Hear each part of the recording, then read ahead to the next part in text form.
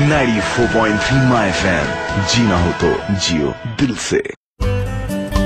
આપ માણી રહ્યા છો વાર્તાઓનો સાથ આરતી સાથે 94.3 માય એફએમ ની જિંદગી એક્સપ્રેસમાં.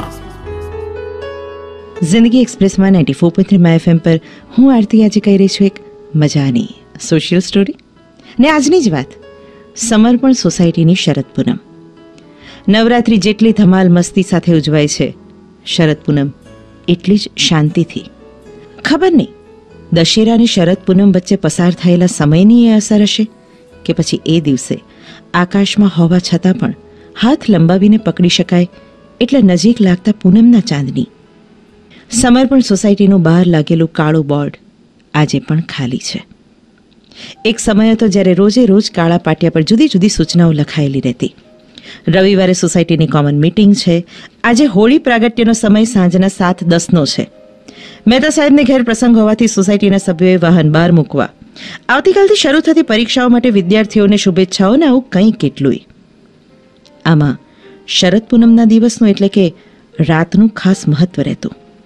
એ એક દિવસ હતો જ્યારે સોસાયટીના બધા જ સભ્યો વ્યાસ સાહેબના ઓટલા પર ભેગા બેસીને દૂધ પૌવા ખાતા ને શરદ પૂનમની ઉજવણી કરતા. આપ માણી રહ્યા છો વાર્તાઓનો સાથ આરતી સાથે 94.3 માય એફએમ ની જિંદગી એક્સપ્રેસમાં. જિંદગી એક્સપ્રેસમાં 94.3 માય એફએમ પર હું છું આરતી અને આજે કહી રહી છું વાર્તા સમર્પણ સોસાયટીની શરદ પૂનમ. સોસાયટીના સેક્રેટરી વ્યાસ સાહેબ ખાસ્સો આગળ પડતો રસ લઈને નવરાત્રિના પણ 10 દિવસ પહેલાથી શરદ પૂનમના આયોજનમાં લાગી જાય. સોસાયટી નવી નવી હતી. લગભગ 35 વર્ષ પહેલા જ્યારે VHS કે DVDના જમાના પણ નહોતા ત્યારે એકવાર શરદ પૂનમની ઉજવણીમાં ફિર સુબહ હોગી ફિલ્મ પ્રોજેક્ટર લાવીને બતાડેલી. કોઈવાર જાદુના ખેલ ગોઠવાતા, કોઈવાર અંતાક્ષરી તો કોઈવાર બેઠા ગરબા. ને વ્યાસ સાહેબનો પ્રણવ અચૂક ઢોલે રમાડે બધાને. સોસાયટીના નાના છોકરાઓ આતુરતાથી રાહ જોતા કાળા પાટિયા પર શું લખાય છે તેની. વ્યાસ સાહેબના સુરેખ અક્ષરોથી જાહેરાત થઈ જતી. પછી શરદ પૂનમની ઉજવણી પૂરી ન થાય ત્યાં સુધીમાં હવામાં ઉત્તેજના રહેતી જાણે. મૂળ બધા ભેગા થઈને શાંતિથી સાથે બેસીને જમે એ જ આશય. ને માત્ર વ્યાસ સાહેબની નહીં, એ જમાનામાં બધી સોસાયટી, શેરી, મોહલ્લા, પોળોમાં આ જ રીતે ઉજવણી થતી શરદ પૂનમની. બાકી બધા તહેવારોમાં સોસાયટીના લોકો સાથે હોય ખરા, હોળી, નવરાત્રિ કે ઉત્તરાયણ, પણ આ એક તહેવાર એવો હતો કે બધા સાથે બેસીને જમતા હતા. ઉજવણી કહો કે ડબ્બા પાર્ટી, શરદ પૂનમ બધા તહેવારોમાં આગવું સ્થાન ધરાવતી હતી. એ સમર્પણ સોસાયટીમાં આજે વધુ એક શરદ પૂનમ આવી હતી ને સોસાયટીનું કાળું પાટિયું પાછું ખાલી છે આજે. આપ માણી રહ્યા છો વાર્તાઓનો સાથ આરતી સાથે 94.3 માય એફએમ ની જિંદગી એક્સપ્રેસમાં. જિંદગી એક્સપ્રેસમાં 94.3 માય એફએમ પર હું છું આરતીને આજે કહી રહી છું વાર્તા સમર્પણ સોસાયટીની શરદ પૂનમ. સમર્પણ સોસાયટીના બંગલા નંબર 8માં વ્યાસ સાહેબ નિર્લેપ ભાવે ટીવીની કોઈ ભંગાર સિરિયલ જોઈ રહ્યા છે. પત્ની હમણાં ડગુમગુ ચાલે ફ્રીઝમાં રાખેલા દૂધ પૌવાનો વાટકો લઈ આવશે ને પછી એનું મન રાખવા 2 ચમચી ખાઈ લેશે. છેલ્લા 10 વર્ષથી આવું થયું છે. વ્યાસ સાહેબનો ઉત્સાહ જરાય મોળો નથી પડ્યો. આજે 82 વર્ષની ઉંમરે ઉજવણી થાય તો લખી નાખે, પણ ઉજવણી થવી એ જોઈએ ને. સોસાયટીમાં કોઈ રહ્યું હોય તો ને. ભાવસાર સાહેબે ઘર બદલી નાખેલું. પટણી સાહેબના પત્ની બીમાર રહેતા હતા. શાંતિ કાકા તો આ દુનિયામાં જ રહ્યા નહોતા. એમના પત્ની પણ પતિની પાછળ પાછળ ચાલ્યા ગયેલા. પરીખ સાહેબની દીકરીઓ પરણીને સાસરે ચાલી ગયેલી. શુક્લ સાહેબ એમની સ્કૂલ પર જ રહેતા હતા ને વ્યાસ સાહેબનો પોતાનો દીકરો ઓસ્ટ્રેલિયા જઈને વસેલો. ઘરડા ઘરડેરા જે રહેલા એમાંના અડધા અડધ બીમાર હતા અને અડધા અડધ નિરુત્સાહી બની ગયેલા. વ્યાસ સાહેબ એકલાએ કરીને શું કરે એ બારીની બહાર તાકી રહ્યા. પીળાશ પડતો મોટો ચંદ્ર સાવ નજીક લાગતો હતો. વ્યાસ સાહેબ ઊભા થયા અને વરંડામાં જઈને બેઠા. ચંદ્ર વધુ નજીક લાગતો હતો અહીંથી. હાથ લંબાવીને બોલાવી શકાય, પડખે બેસાડીને વાલથી વાતો કરી શકાય એવો.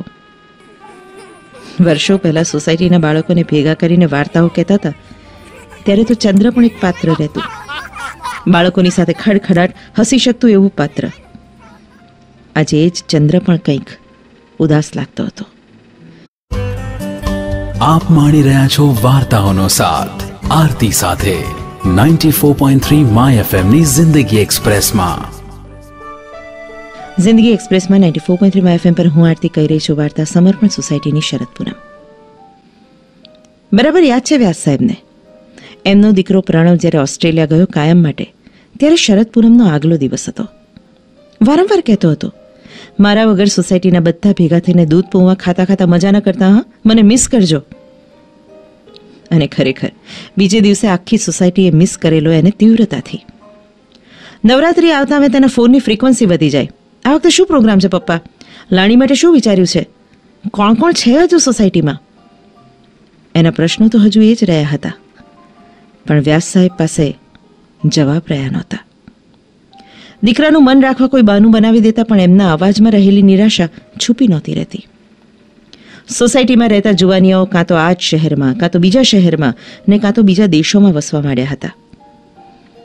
એકાદ બે જણ રહ્યા હતા, એ લોકો પણ એકલા પડી જતા હતા. કઈ રીતે થાય ઉજવણી? ઉજવણી થવા માટે માણસો તો હોવા જોઈએ કે નહીં? વ્યાસ સાહેબ કંઈક નિર્લેપ ભાવે બેઠા હતા અને અચાનક બારણું ખખડ્યું. પછીની વાત થોડી વારમાં.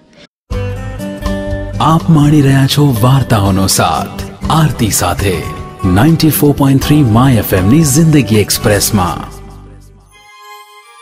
જિંદગી એક્સપ્રેસમાં 94.3 માય FM પર હું આરતી આજે કહી રહી છું વાર્તા સમર્પણ સોસાયટીની શરદ પૂનમ. વ્યાસ સાહેબે બારણું ખોલ્યું તો બાજુવાળા પટણી સાહેબનો પૌત્ર બિટ્ટુ ઊભો હતો. એના નાનકડા ચહેરા પર મહત્વના કામે આવ્યા હોય એવી ગંભીરતા હતી.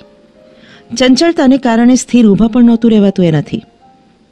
ઠાવકા મોએ એણે પૂછ્યું, દાદા પૂછે છે કેટલા વાગે ભેગા થવાનું છે? વ્યાસ સાહેબ સમજ્યા નહીં ને બિટ્ટુ પાસે ફેરવીને પ્રશ્ન પૂછી શકે એવી આવડત નહોતી. વ્યાસ સાહેબ પાસેથી ધાર્યો જવાબ ન મળ્યો એટલે એ તો દોડી ગયો, પણ વ્યાસ સાહેબને ચટપટી થઈ. એમણે પટણી સાહેબને ફોન જોડ્યો. એમણે પણ પૌત્ર બિટ્ટુ જેવો જ સવાલ પૂછ્યો. હું એમ પૂછતો તો વ્યાસ સાહેબ કેટલા વાગે ભેગા થવાનું છે? તમે એ તો લખ્યું જ નથી. લખ્યું નથી? ક્યાં લખ્યું નથી? ને ભેગા થવાનું છે શું કામ? કોણ ભેગા થવાનું છે? ને વ્યાસ સાહેબે ફોન મૂક્યો. પગમાં ચંપલ નાખ્યા અને પત્નીના પ્રશ્નોને અવગણીને નીકળી પડ્યા બંગલા નંબર 5માં રહેતા પટણી સાહેબને ઘેર જવા માટે. પટણી સાહેબ પણ જાણે આ ગૂંચવાડાને ઉકેલવા રાત જોતા હતા વ્યાસ સાહેબની. આપ માણી રહ્યા છો વાર્તાઓનો સાથ આરતી સાથે 94.3 માય FM ની જિંદગી એક્સપ્રેસમાં. સમર્પણ સોસાયટીની શરદ પૂનમ 94.3 માય FM પર જિંદગી એક્સપ્રેસમાં હું છું આરતી. પટણી સાહેબે કહેલું માન્યામાં તો નહોતું આવતું વ્યાસ સાહેબને. બે બુઢ્ઢાઓ ઉપડે સોસાયટીના નાકે. ને સાચે જ પટણી સાહેબે કહ્યું એમ જ બ્લેકબોર્ડ પર શરદ પૂનમની ઉજવણીની સૂચના લખાઈ હતી. આજે શરદ પૂનમની ઉજવણી પહેલાની જેમ વ્યાસ સાહેબના ઓટલા પર. પટણી સાહેબનો પ્રશ્ન એ હતો કે સમય કેમ નથી લખ્યો વ્યાસ સાહેબે? ને વ્યાસ સાહેબનો પ્રશ્ન એ હતો કે આ મેં લખ્યું નથી તો લખ્યું કોણે? ક્યારે લખ્યું? હજુ કલાક પહેલા તો આવ્યા ત્યારે કોરું પાટિયું જોયેલું, ને શરદ પૂનમના દિવસે પણ કોરા પાટિયાને જોઈને તીવ્ર શૂળ ઉપડેલું હૃદયમાં. ને પટણી સાહેબને વ્યાસ સાહેબ હજુ કોયડો ઉકેલવાનો પ્રયત્ન કરે એ પહેલાં તો એક ટેમ્પો આવીને ઊભો રહ્યો ને વ્યાસ સાહેબનું એડ્રેસ પૂછ્યું. વ્યાસ સાહેબે પૂછપરછ કરી, પણ ટેમ્પાવાળાને તો ખુરશી ટેબલ ઉતારવાનો જ ઓર્ડર હતો ભાઈ. બીજી કોઈ સૂચના નહોતી એની પાસે પણ. આપ માણી રહ્યા છો વાર્તાઓનો સાથ આરતી સાથે 94.3 માય FM ની જિંદગી એક્સપ્રેસમાં. જિંદગી એક્સપ્રેસમાં 94.3 માય FM પર હું આરતી કહી રહી છું વાર્તા સમર્પણ સોસાયટીની શરદ પૂનમ. ભાવસાર સાહેબની કાર પ્રવેશી સોસાયટીમાં. એમના પત્ની દીકરા વહુ તૈયાર થઈને ઉતર્યા ને પરીખ સાહેબ પરણેલી દીકરીઓને જમાઈ સાથે એક કેટરિંગ વાન આવી વ્યાસ સાહેબનું ઘર પૂછતી. સોસાયટીના ત્યાં રહેતા માણસો તો આમે બ્લેકબોર્ડ પરની સૂચનાઓ વાંચીને આવી ગયેલા ત્યાં. વ્યાસ સાહેબના પત્ની પણ ઘરમાં થતી ધમાલથી થોડી વાર તો મૂંઝાયા, પણ પછી એમણે પરિસ્થિતિ પર કાબૂ મેળવી લીધો. સોસાયટીની વહુ દીકરીઓને તૈયાર કરીને ગરબો ઉપાડ્યો. આસો માસો શરદ પૂનમની રાત જો. ને વ્યાસ સાહેબ હજુ આ મજાક કહો તો મજાક ને ગોઠવણ કહો તો ગોઠવણ કોણે કરી એ બાબતે મૂંઝાઈ રહેલા. એક બાજુ ખાણીપીણીનું ટેબલ ગોઠવાઈ ગયેલું, ને બીજી બાજુ બેઠા ગરબાની રમઝટ ચાલતી હતી. અચાનક ઢોલનો અવાજ સંભળાયો બહાર, ને વ્યાસ સાહેબના ચહેરા પરનો ગૂંચવાડો અદૃશ્ય થઈ ગયો ને ભર્યું ભર્યું સ્મિત રેલાઈ રહ્યું. જિંદગી એક્સપ્રેસમાં હું આરતી તમને કહી રહી છું વાર્તા સમર્પણ સોસાયટીની શરદ પૂનમ.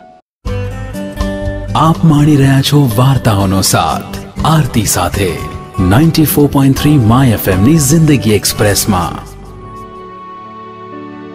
જિંદગી એક્સપ્રેસમાં 94.3 માય FM પર સમર્પણ સોસાયટીની શરદ પૂનમ વાર્તા હું આરતી કહી રહી છું 94.3 માય FM પર.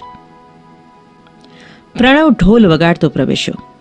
પાછળ એની પત્ની ને મીઠડા બાળકો.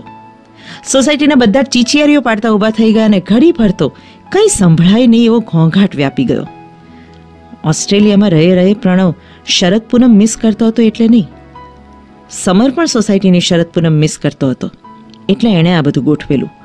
સોસાયટીના બધાએ જુવાનિયાઓએ ફેસબુક થકી આખું કાવતરું ઘડી કાઢેલું ને સોસાયટીના બધાએ બડા બુઠ્ઠાઓને સરપ્રાઈઝ આપેલી.